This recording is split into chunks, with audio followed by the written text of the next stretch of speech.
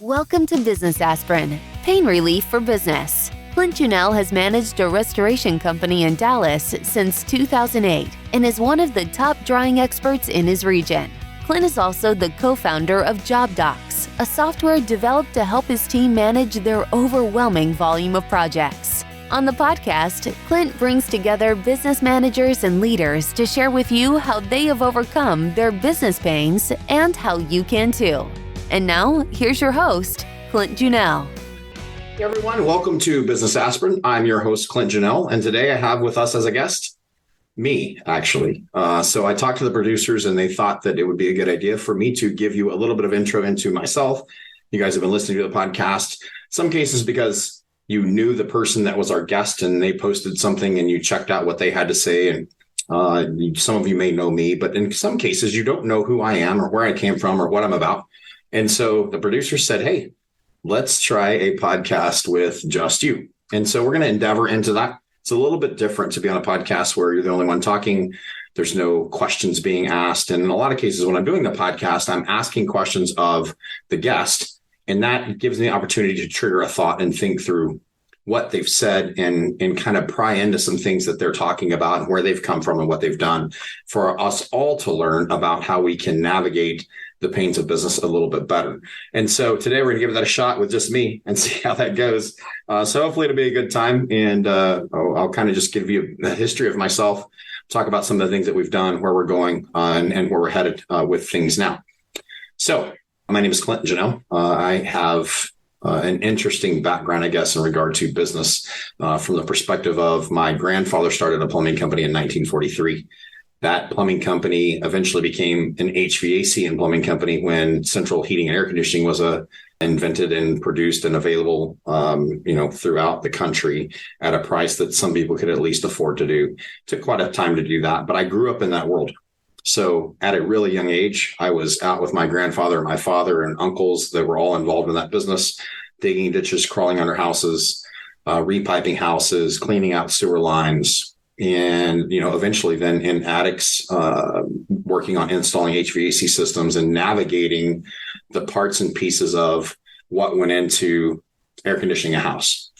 So I did that for a while in the summers while I was still going to school, intended to move off to Colorado to play baseball and do some other things at that time. When I graduated high school, my father had a heart attack, and I felt like it was probably good to stay home and not to move off. And as a result, stayed and went to college at West Texas A&M University, which is just outside of Amarillo, and helped my father run his heating air conditioning business that had kind of evolved a little bit into an indoor air quality business.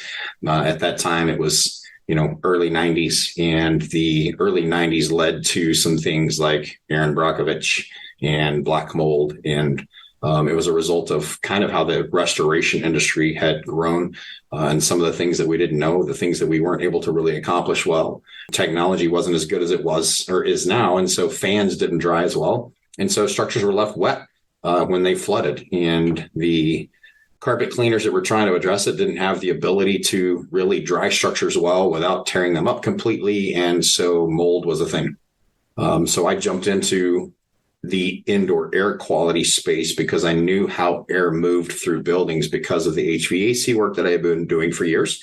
And so I felt like I had a good understanding of some of that, did some studying, worked with the Texas Department of Health to actually navigate what was required for sick building syndrome and building related illness and doing mold inspections and writing remediation plans for various entities and did a lot of that through a lot of Texas and even some other parts of the country. And I would actually create a protocol for cleaning up the mold environment and hand that to the restoration company for them to execute on. And so I built some relationships in the industry as a result of that.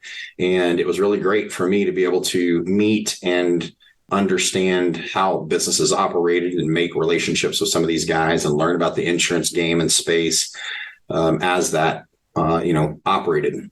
Early 2000, that kind of tilted a little bit. Let me back up, actually, because in 1999, I got married to my wife, and we've been together since that time. And now we have 3 kids who we all live in the DFW market. And my oldest is 15, and plays travel hockey, and I have a daughter that dances and plays volleyball. And then my 7-year-old is playing baseball and soccer, and we'll figure out what else he does. But they're here with us, and we kind of operate in a very divide and conquer zone defense kind of family to navigate where we need to go. And so hopefully the 15-year-old will be driving early next year and get us a chance to really be navigating some things a little more efficiently. But married in 99, and then in 2000 is an interesting space inside restoration where the insurance carriers in Texas, Farmers, State Farm, several of those guys are actually pulling out of the state of Texas. And so the reason being was they didn't like what was happening inside the mold space, and they wanted to be able to monetize mold coverage. And the only way to do that was to pull out, restructure, and figure out some things that they could do to navigate billing for mold work. And at some level, I understand that and can appreciate it, because the reality is at that time, if you had 4 different companies, right, 4 different restoration plans and estimates on what it was going to take to actually make it work, they would be wildly different environments. And, there's no standard, no regulation, and there's still not really a good one. Even in Texas, it's all kind of a cluster. And so they pulled out. As a result of what I was doing, it became really interesting endeavor to try to get paid for the consulting side and the remediation planning, because the carriers didn't want to pay for the initial inspection and testing until the restoration was done, the remediation was done, and the clearance test had been completed. Well, in some cases, that could be a year-long project, and I was fed up with trying to deal with all that. So I kind of played around with some other stuff, wound up playing in some real estate a little bit, moved to DFW, and had some good houses that we were building and flipping and leasing out and doing some things. And then in 2008, the economy tanked, and that resulted in kind of a shit show and trying to figure out what I was going to do. I was heavily vested in real estate, and that kind of cost and hurt a little bit on some of that and created some problems, and we had to just navigate through all that. And so we did. But in late 2008, Hurricane Ike hit Galveston, and my current business partner, Mark, was traveling for, at that point, Target Restoration out of Waco and doing some restoration work, but he still owned a portion of Amarillo Restoration. And so I talked to him and said, hey, I want to go try to hit some of this. Don't really have any money left at this point. And, the real estate part really kind of hit me dry. I had a couple of assets I was able to sell and live off of those for a little while, but it had gotten tight, truly to the point of my oldest, who's 15 now, was born in 2008. And that was March of 2008. And by the time Ike hit, I had sold a duplex that I still had up in West Texas in the Amarillo Canyon area. And that was able to kind of cover us. But prior to that, we had gotten down to the point where we were sitting truly with about $200 to our name, nothing in the bank accounts anymore, and about $200 in a safe in the house. And it was tight and scary because I had a kid, and we were, incurring some debt on some things, but we had this asset we were trying to get sold and looked like it was going to be able to sell. And so that was a good thing. We were able to get it sold, fortunately. In the process of getting it sold, be able to create a cushion. And then Ike hits Galveston, and I'm able to take off down there and actually go make a little bit of money in Galveston and kind of get the eye of some people. And my business partner and I chatted. He was not my business partner at the time, just a friend that I had worked with that I'd met as a result of doing the remediation planning. So we have some conversations, and it puts us in a position where I'm able to work with him, and we bought out Amarillo Restoration. The goal being that I had a lot of connections in Amarillo, and he did as well. We'd be able to really kind of grow the Amarillo market. So that's the center of the Panhandle of Texas, faster than the DFW market, and kind of get some traction there. And we started that direction. And then I'd been in DFW for a few years at this point, and had some friends and buddies and relationships, just because I'm just kind of the way I live my life, is I try to, help and serve and do stuff for other people, and had plenty of friends, and wound up landing in, as a result of one of those friends, a little over $500,000 apartment fire up in Sherman, which is not horribly far from where we're at in DFW. And that really kind of kicked us off pretty strong on the ability to be able to kind of navigate getting some funds really kind of in the door for our new little company. And, after we'd made the money with Galveston, we made some good changes here and made some growth, and that kind of just hit us running. And as a result, essentially it was me here in DFW, and Mark, my business partner, left Target Restoration and began trying to develop the Amarillo office that we had through relationships he already had there, and that's where he lived. So we set off to work on this apartment fire, and lo and behold, had a couple of things come in here and there as we were working this fire, and had some revenue coming in from that, and we started to just be able to grow, and just truly blessed by, honestly, the grace of God giving us opportunities to be able to grow and develop and hit some things in stride, and through some, crazy times, and through some pretty significant loss financially because of the 2008 economy, and still being in a position where we could grow. And that worked out pretty well for us. And we started hitting some good strides, and we were doing well and growing. And, obviously at the time it was me doing everything. I was writing the Xactimate estimates. And at that time, if your Xactimate went off while you were writing, you would lose everything you had up to that point you hadn't saved. And it was quite a mess. You get way into a couple $100,000 in line items in and not have saved it, and it crashes on you, then that's a nasty awakening that you have to try to navigate. But I did have that happen. So you don't do that very often. You don't get very far along anymore after that before you start saving regularly, when you figure out that's what took place. And so that happened to me, but we were able to make that project work, and certainly left a lot of money on the table on that project, simply because I didn't at that time know Xactimate well enough. Didn't know how to argue some of the things that we knew how to argue now. Don't know how to defend the position of what needed to be done. Didn't fully understand all the construction as well as I should have. But I was writing the Xactimate. I was navigating the vendors and having the vendors do the work that they need to be doing, and taking their invoices in, make sure those get paid, and then billing it out to the client and or carrier for the work that was being done. And we did that, and we grew, and we had some projects going on, and it began to be a little overwhelming with that. We hired some people in place and got those guys in. And, I, in true entrepreneurial fashion, hated the corporate world and what corporate rules and regulations entail and what that brought. And I railed against that. I didn't want to have those rules in place. I wanted to be able to avoid all of that stuff and the red tape that just bugged me and annoyed me about a job, which is why I never really had a job. But as we grew, when I hired people, I began to teach them the things that I knew and did. And my thought was that it would make them more valuable to the market and more valuable to me as a result if they knew how to do some of this, knowing that no one was going to stay forever, and eventually some would jump off and do their own thing or switch industries or find something else they wanted to do. And we've helped a couple of guys actually start their own restoration companies out of what we taught them here. And that's great. At the same time, I began to learn I can't have everything. I can't have a new sales guy that's doing sales and then running new jobs and doing new collections and doing all those things, because it gets lost in the process. And we had to start working in a way that we could compartmentalize some things a little bit and get into those corporate rules that we hated, that allowed us to separate things out and have somebody doing some business development sales, and somebody doing the mitigation work and efforts, and somebody documenting all of that, and then the reconstruction part going to someone else, because that seemed like that would be the better way to navigate. And it's turned out to be a much better process for us. But we got to the point where we were doing, a couple hundred jobs a year. And when we had crested that, $1.5 million, $2 million in revenue, it began to be really difficult to keep up with everything.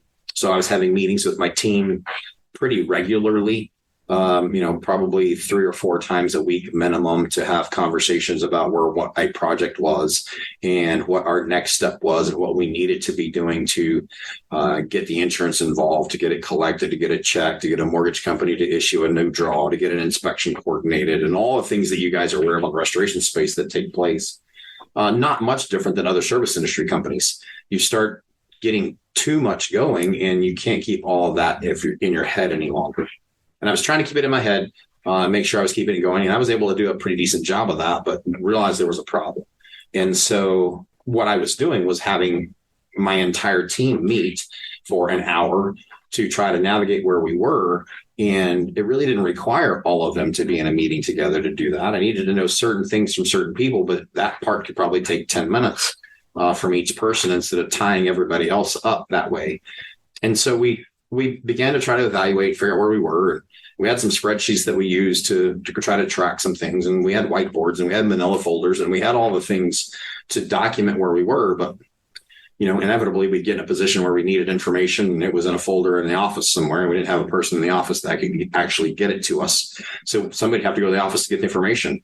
And that became just a raving nightmare. And we decided that we needed to build some software. And so my business partner and we found a guy to help us build a website that we could manipulate information into for job information and client information and create some contact. And so we realized most clients want to know what's taking place, regardless of the service industry they're in. They want to have some information about, what's taking place if I'm removed from my house for a restoration project. What is your plan to get it back together? What are you working on? What's the daily process of getting this navigated for me? Because I'm trying to understand what my next step is going to be as a homeowner. Same thing for, HVAC and plumbing. If you're going to repipe my house, how long is this going to take? And, is somebody going to be there 24 hours a day, 7 days a week until it's done? Or, do they work a certain schedule and what takes place? And so we realized very quickly that communication was key and vital to making these projects go smoother. Is that if we could communicate to the client where we stood and what was taking place, then they would be in a better position to be able to be comfortable with us and what we were doing and navigating the next steps with them. So that was one of the key factors that we decided we were going to build a tool, and we built a software program for that. And we started working through with our guy to get us in a position where we could utilize the tool for communication and documentation of loading photos. Just kind of journeyed out into some stuff. And there were some guys that had launched their products into the market shortly after we got this kind of going, and they were super proud of it. And I had a conversation with one of the bigger players, honestly, now in the software space, that they were super excited that they had rolled out a new feature. They were going to be able to capture a signature in the field from the customer. And we already had that built into our product, but we weren't selling this product. We didn't monetize it. It was just strictly for us as a company to do a better job of growing our company and handling projects and caring for our clients. And I would not suggest that anyone venture off into this journey. It's difficult. It's a difficult journey to try to build a product to help you run your business better and spend the time, energy, effort, and money to develop a new software product specifically for yourself. When you do that, it's great because you get exactly what you want as a company. And then you continue to build it out and new features as you think through things and learn what you want to be able to do with it. But it's also, a daunting task and tough and requires time and attention. But we didn't like what was out in the market. And obviously all those companies, software guys, have developed as well as they've gone. And new features are out continuously. And as technology enhances and develops, now you can track assets through new technology into your project management systems. So I can know where a fan is or a truck is. And, all of that didn't really develop initially with the software technology side of what we were doing because it wasn't even a thought at the time. And so the technology sector has grown tremendously over the last, decade or longer that we've had this software. And then in 2016, we decided that we were going to actually take the product to market. We had a lot of people ask us about it, had seen it, and wanted to know if they could purchase it or have a piece of it, or if they could hire a developer to do something for them. And we decided that we would just make it a product that was available. And then as we got feedback on the product, we could enhance the product for both ourselves and for others. The reality is, and something I say often, is you don't know what you don't know. So it's tough to try to build a product that's going to serve everyone when you only know the way you operate and not the way someone else operates and what they need and how they're wired and how they want to see data returned to them and how they expect things to function and where they believe buttons should live. And so we would constantly take feedback to try to enhance the product that we built. So, we built Job-Dox as a product that we could make available for everyone. And as a note regarding Business Aspirin, this is trying to solve a problem for us in communication as Mr. Restore, my restoration company, solving a problem in regard to not being able to communicate clearly and effectively all the time with the customer, failing to shoot emails, not having that communication centralized. So if one of my guys sent an email, I would have no idea whether they had or not. But if they created a journal note that's sent out to the customer, I could look in the system. And then if the customer called complaining, I could at least defend my team and say, Mrs. Smith, I see where they sent this message out yesterday to communicate to you what the next step was. And so that helped on that end to be able to navigate the communication side and streamline some of the things that we needed to be able to communicate with our customers well, so they would know where things stand. And, honestly, in the restoration space, for sure, when you fail to communicate, it usually costs you money, creates problems that cost you money, because you have to navigate the next step. You're either spending more time trying to communicate to the client differently later, or, you have to offer some kind of credit because, you dropped the ball and you're some scumbag because you haven't gotten your things done the way that you should. So we try to create a tool that would improve communication. We try to create a tool that would allow us to document where we were, like digitally, photographs, maybe audio notes. And then that evolved into a way to clock in, because we needed to be able to track our guys' times a little bit better, and then be able to validate and document for the carrier when they were there on the labor logs, and have all that stamped through geotagging and that sort of thing. So we did that. And then we heard from clients that had purchased it, what they thought they needed, and we would enhance a feature from that.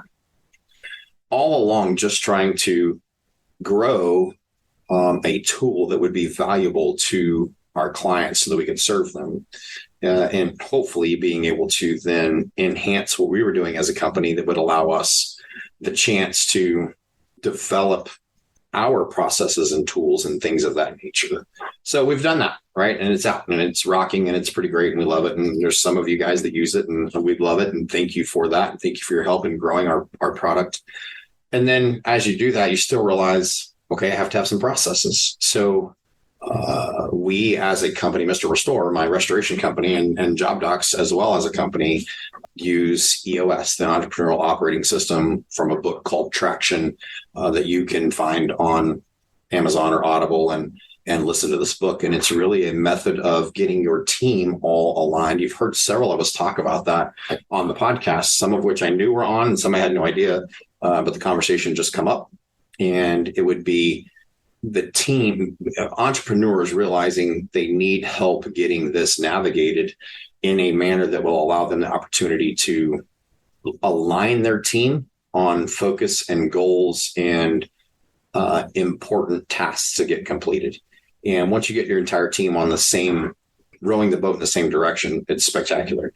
And so I highly recommend that if you're trying to navigate, if you're listening to this podcast, then you're hopeful to find something that is going to help you do a better job of being an entrepreneur, of growing your business, of establishing processes, of being a better person, maybe a better husband, better dad, getting some free time back, maybe hopefully keeping things from slipping through the cracks. And I would highly recommend EOS for that.